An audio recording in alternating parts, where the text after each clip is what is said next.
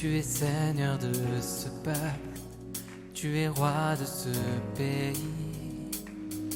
Tu es la lumière dans ces ténèbres, l'espérance des affligés et la paix des angoissés. C'est toi. Nul n'est comme notre Dieu. Nous avons commencé le dimanche passé une nouvelle série, très intéressante d'ailleurs, sur vivre pour le royaume, le message de Matthieu. Matthieu chapitre 5, verset 4. Heureux les affligés, car ils seront consolés. La version du Semeur dit, heureux ceux qui pleurent, car Dieu les consolera. Quand je le lisais, j'ai dit, mais Jésus, tu blagues quoi? Depuis quand on peut être heureux quand on est dans l'affliction? Un affligé, c'est quelqu'un qui est dans l'affliction. C'est-à-dire, vous avez une maison et puis ça prend feu et tout part en fumée. Vous avez des commerces et on pille et vous n'avez plus rien. Vous croyez avoir trouvé peut-être votre âme sœur et puis un matin là, sans avoir rien fait, on vous annonce, je ne t'aime plus, il n'y a plus rien entre nous. Vous avez un enfant envers qui vous témoignez tout amour et du coup la maladie surgit et il disparaît. Sont là les sujets qui font à ce que les hommes soient dans l'affliction. Mais Jésus vous dit, heureux, si vous êtes affligés parce que vous serez consolés. Sans vous mentir, cette affirmation m'a paru ridicule. Pourquoi? Parce que à première vue, je les prenais sous une perspective humaine. C'est-à-dire, c'est une béatitude qui énonce le contraire de ce que le monde nous apprend. Dans ce monde, on vous apprend à manger, buvez, réjouissez-vous. Dans ce monde, on vous apprend à adopter des attitudes qui vous épargnent des stress. Et puis Jésus vous dit, heureux les affligés, car ils seront consolés. En fait, l'affliction, c'est quoi? J'ai regardé le dictionnaire. Le mot affliction signifie une tristesse profonde, un abattement à la suite d'un revers. C'est ça l'affliction. Par contre, je vais revenir sur la consolation, mais c'est un soulagement apporté à la douleur ou à la peine de quelqu'un.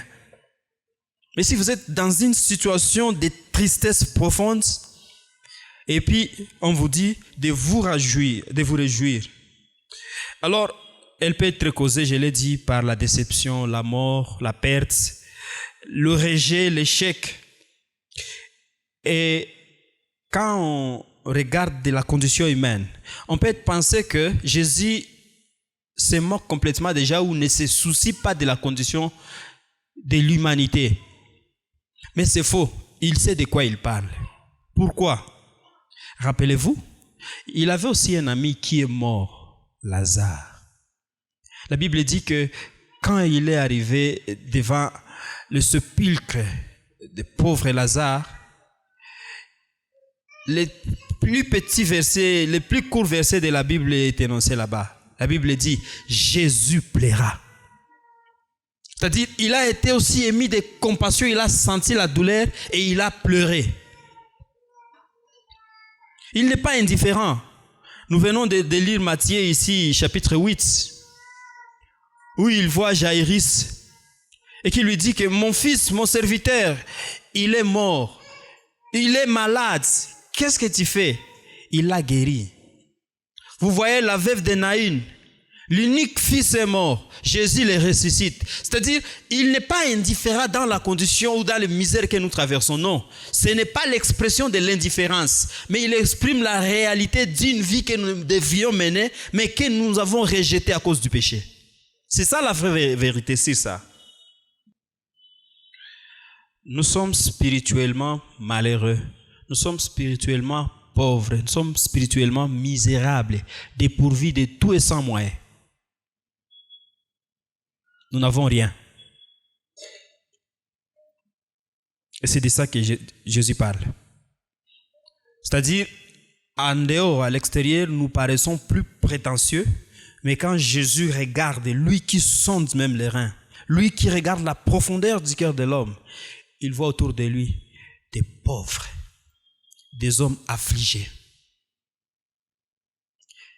Connaissant l'œuvre qu'il va accomplir à la croix, et que ces gens vont croire à lui, il leur dit, vous êtes heureux dans votre affliction, parce que Dieu réserve une consolation pour vous.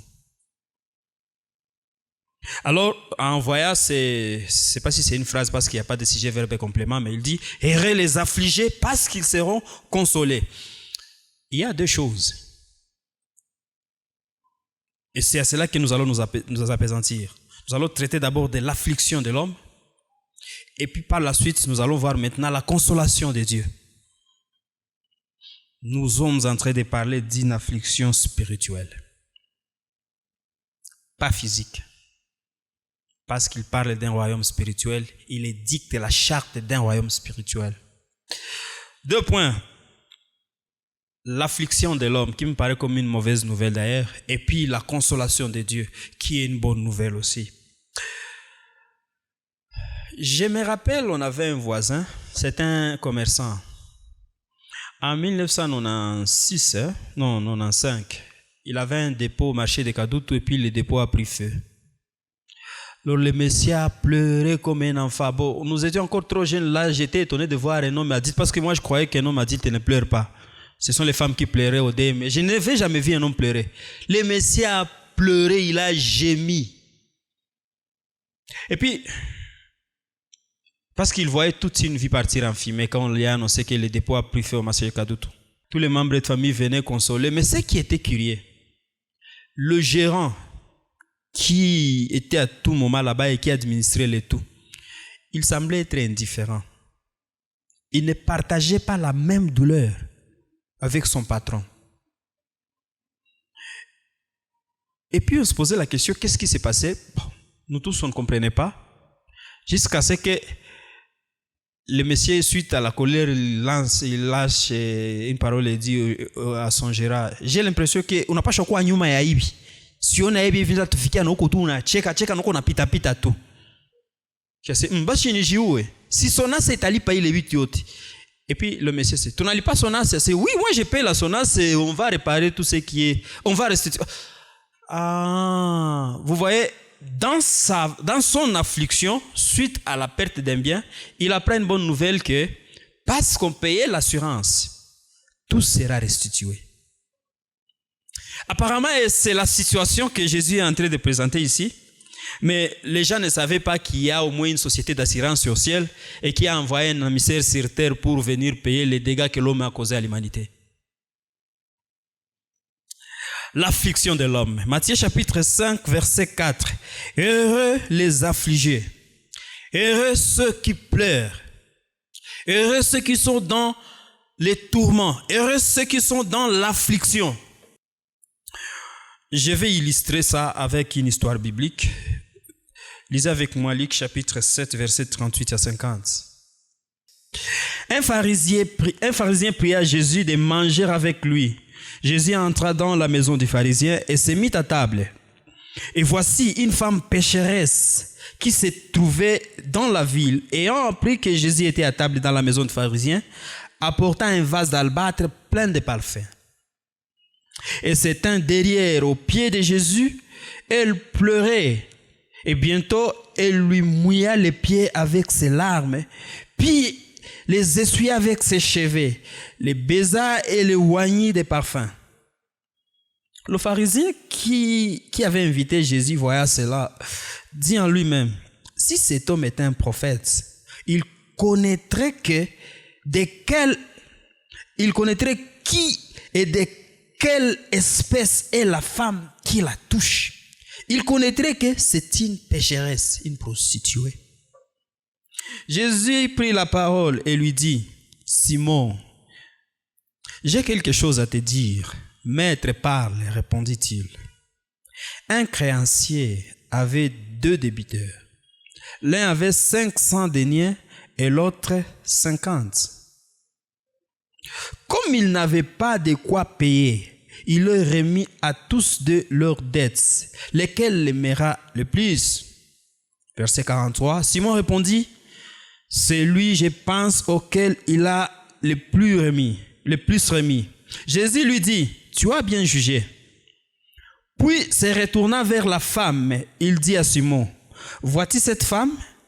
Je suis entré dans ta maison. Tu ne m'as point donné d'eau pour laver mes pieds. Mais elle les a mouillés de ses larmes et les a essuyés avec ses cheveux. Tu ne m'as point donné de baisers. Mais elle, depuis que je suis entré, elle n'a point cessé de me baiser les pieds. Tu ne m'as point versé d'huile sur ma tête. Mais elle a versé du parfum sur mes pieds. C'est pourquoi je t'ai dit, ses nombreux péchés ont été pardonnés, car elle a beaucoup aimé. Mais celui à qui on a pardonné peu, aime peu. Et il dit à la femme, tes péchés sont pardonnés. C'est ça la situation. Une femme vient auprès de Jésus, qui est dans une maison de quelqu'un qui se considère comme pieux et spirituellement et moralement irréprochable. C'était ça l'image des pharisiens. Parce que si vous vous rappelez pour détail, un pharisien qui priait avec un publicain, quelles ont été les intentions du pharisien devant Dieu? Père, je te remercie de ce que je ne suis pas comme les autres. Je jeûne 2 fois par semaine. 2 fois, 3 fois. Même 4 fois, ça dépend. Je donne 10% de tous mes biens. Je vais au culte. J'ai fait mes oblations. J'ai fait. C'est à cela à quoi consiste la vie de ceux-là dont leur justice est basée sur leurs propres œuvres. J'ai. Et je vous assure, ce pharisien, s'il se trouvait aux portes du ciel, et on lui demande pourquoi tu dois entrer ici, il risque d'épater l'ange parce qu'il va citer la Bible du Genèse chapitre 1 jusqu'à l'Apocalypse chapitre 21 verset 22. Il connaît tout par cœur. Mais spirituellement, ce sont des gens qui sont en banqueroute.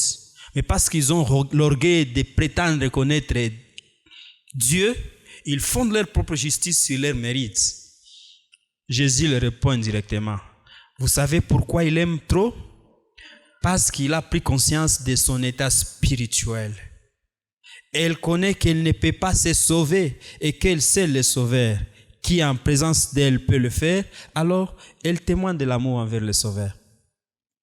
Les larmes que fait couler cette femme sont les larmes de l'affliction du fait qu'elle prend conscience de ce qu'elle est spirituellement.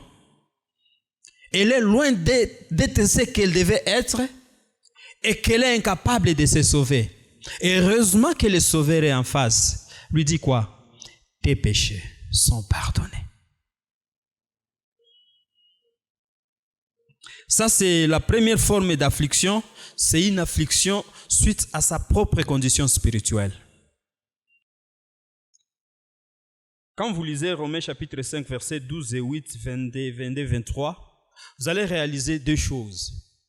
Premièrement, Paul est affligé suite aux attitudes des gens qui l'entourent. Et qu'est-ce qui mène l'affliction dans ces conditions? Imaginez que vous êtes déjà chrétien, vous êtes éclairé, vous avez découvert la vérité de l'évangile à travers la parole de Dieu. Vous savez que le salaire du péché, c'est la mort. Et que vous avez un frère qui se vautre encore dans le péché. Quelle est votre attitude? Spirituellement, vous devez être affligé si vous savez que ce monsieur est séparé, il est loin de Dieu, mort spirituellement. Et si dans cette vie, il n'accepte pas Jésus comme son sauveur et Seigneur, il court le risque de connaître la mort éternelle et le jugement de Dieu. Ça doit donner objet d'une tristesse, d'une affliction. Et si vous avez quelqu'un que vous aimez dans cette vie, dans la chair, mais qui n'a pas connu Dieu et que vous le voyez dans cette vie et ça ne vous interpelle rien, il y a 2 choses. Soit vous ne l'aimez pas, ou soit vous-même vous n'avez pas compris l'évangile. Ce sont là les 2 vérités. C'est-à-dire, quelqu'un qui a compris que le péché a pour salaire la mort, un pécheur dans cette vie est séparé de Dieu et court le jugement de Dieu dans la vie à venir,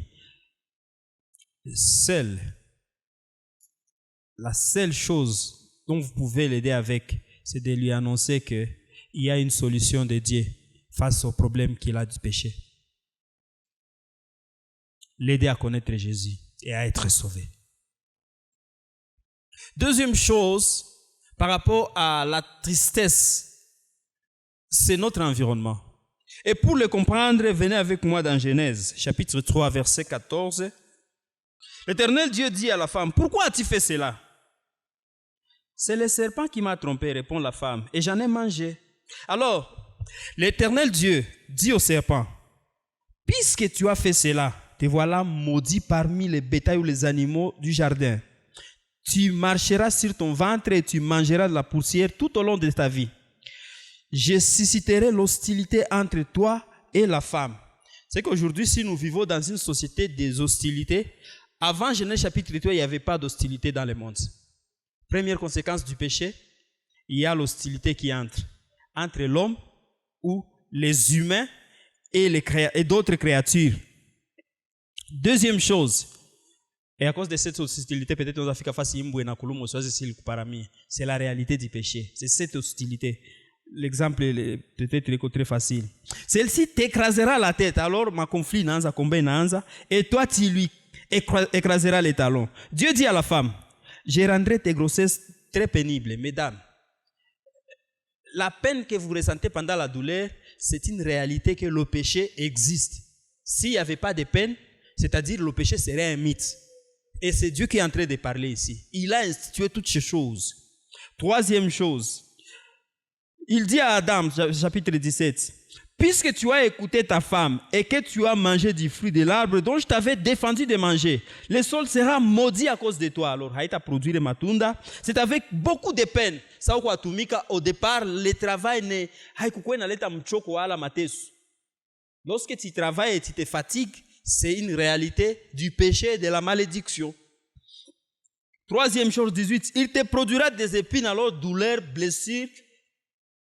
Et puis dernière chose, 19, oui, tu en tireras ton pain à la sueur de ton front, c'est ce que j'ai dit. Et puis, dernière sentence, tu retourneras dans la poussière d'où tu as été tiré, c'est-à-dire la mort. Et c'est ce que Paul dit dans Romains chapitre 6, verset 23. Le salaire du péché, c'est la mort. Voici un peu le contexte. L'affliction est causée par le péché. Le péché, non seulement il produit la mort chez l'homme, mais aussi cause un certain nombre de dégâts sur son entourage ou sur son environnement. C'est-à-dire, nous vivons dans un monde qui est conditionné par le péché. Et ces réalités, c'est-à-dire la matérialisation de ce péché dans notre environnement, dans nos sociétés, ces témoignages s'expriment à travers l'hostilité, l'écrasement, la peine, la douleur, la fatigue, la maladie, les insanités, les calamités naturelles et la mort. C'est la réalité du péché. Et nous ne pouvons pas y échapper parce que Dieu l'a dit, ça doit se produire. Alors, face à un tel tableau très sombre, à quoi est-ce que l'homme peut espérer? À une chose, à la consolation de Dieu. Heureux les affligés, car ils seront consolés. Si ma tristesse vient du fait qu'il y a le péché, ma joie résulte du fait que mes péchés sont pardonnés en Christ. C'est l'unique chose, c'est l'unique source de joie. Pourquoi je suis dans la joie? Parce que je me considère pas comme un pécheur entre les mains d'un Dieu en colère, mais je me considère désormais à cause de Christ comme un enfant accepté, pardonné, ramené dans la maison. Et Dieu est allé loin. Il a fait de nous des héritiers de Dieu et co-héritiers de Christ. Alors ça, c'est la plus grande consolation que Dieu peut procurer à l'humanité. Aucun homme ne peut réaliser ça. Seul Dieu peut l'accomplir. Et ceux qui sont dans l'affliction parce que Dieu les consolera.